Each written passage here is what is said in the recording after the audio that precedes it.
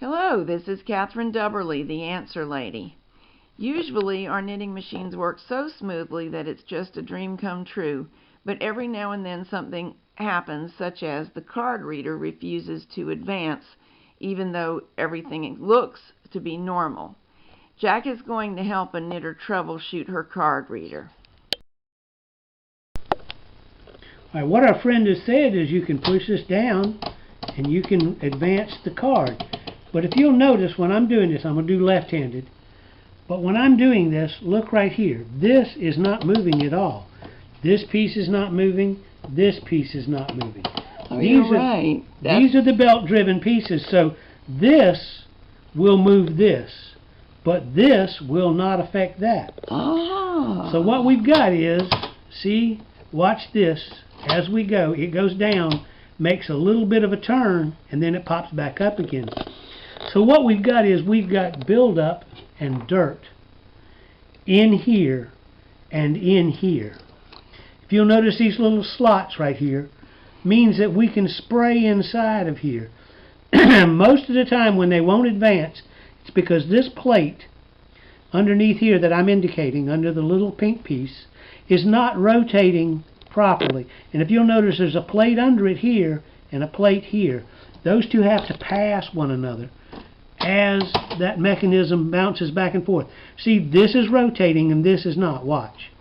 Till it gets to a certain point. Then it comes around. Now, again, this is rotating, this is not. Until we start back the other way. And now it goes, yeah. Right.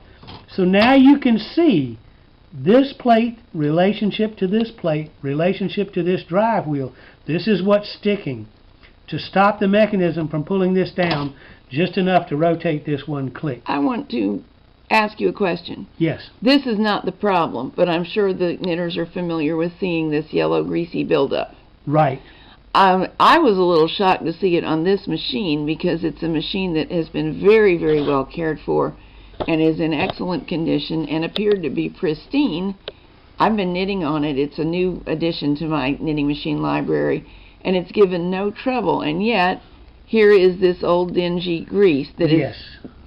So, am I right in thinking that indicates that inside the area you were saying is our problem, there is probably also old dingy grease? Yes, I'm going to rub my finger across there. Oops. And let you see that's exactly what we're talking about. Now, you can't see this, but watch. I'm going to take the same thing. I'm going to rub these across. And look at what I found. That's all the way through this machine. This is why, and see, there it is again. See the nice yellow shiny spot right there? Mm-hmm. This is why we say an oil-based petroleum product changes over time. Even the best of them. These were premium when they were made. They were excellent. But the silicon-based products don't change over time. They don't change thickness or viscosity. And the temperature variation has to be really extreme for them to thicken and harden, like you see that right there. So what should our friends who have stuck mechanisms be doing to try to improve matters? All right, we're going to go over the fact that I've taken this cover off and show you how to do that.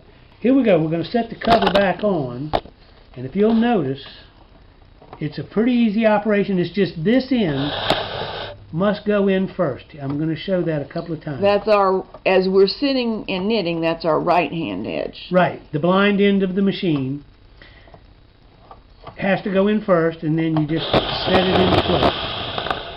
And there's the hardware. All right. And it's really very easy to get apart. Our knob goes right here. He does know how to say that right. Yeah. Don't you? Connors. And then we've got a screw here. This is actually the easy end to get off. The other end you have to take into two pieces to get it off. These are small to medium cross points. Is that correct? Yes.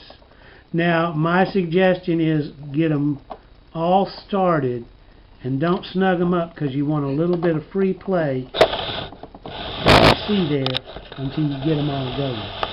Here's the tricky one that doesn't like to come out. This is the leftmost screw. Yeah, the center position. Right. And it's right near the mast holder. Yeah, it's in front of the mast holder and it's actually underneath your row counter. Once they're all in Now, place. this won't be identical for every brother model, but they're all quite similar. That Very seems similar. to be the case. And then we're going to get our LPS one. We use it so frequently here, we go through it a lot. I might add that these little caps are excellent for little tiny screws, such as we just took out of this out of this machine, and your little button tops. So we have our collection ready to Right. put back on the machine. Now here's what we're going to do. We're going to get underneath here, and we're going to foam it up good. And we're going to get right in here and foam it up. Now, here's what I want to do. I want to get it rotated around to this halfway position. Oh, see, that's what we want. What I did was put it between, the straw between, see if I can get it to rotate back for you, the black piece and the gray piece, and watch. See how it foams up? That's what we want. Now, also the shaft here of our button. We want to foam that and a little bit below it. Now, Some people have asked me, isn't this LPS or whatever grease you use going to end up down caught by the case? And I think the answer is yes, right? Yes, it actually will. And let me show you. Everything gets caught in the case. On the other hand, isn't that a little better than leaving it dry and gunky? It's not going to hurt the case. It's not going to hurt anything in the case. And of course, I'm now just mopping some out with a paper towel. This was used to clean something else. That didn't come from inside. Right. So whenever you find the need to get in there, you can always wipe the grease out. That's always been my position. You can notice on the camera right here where I'm moving the needle butts out of the way. And over here too, if you'll notice, I'm moving them right out of the way by putting them into a working position. Okay, so now look, wow, we can get right in here. You can do all the cleaning you need to, all the wiping up you need to. But the most important thing is to keep these areas lubricated. Now, should I try to get this yellow grease off of here while I'm in here? No, let me just wash it down with a little bit of the LPS. I almost got you. You got me. You just missed the camera. Oh, good. But that would be my thing, is put that in and let that work through, because it's going to work the greasy part out. But now let me put these guys back before I mess up your machine and get in Yeah, good deep plan. trouble. You certainly would. But I want you to watch Ooh. how smooth that works. Now, you're the one pushing it. Does it feel differently? Oh, yeah. And, of course, we're not supposed to work this fast. The knitters know that. That's right.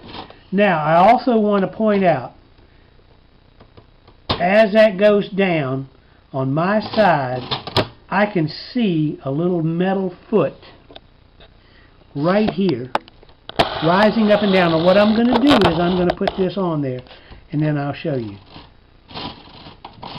See there? It went down. See how it pushed up again? Down, up. You want to get it in the down position by stopping your carriage, and you want to put a little squirt right underneath there. I'm talking about right here. Okay?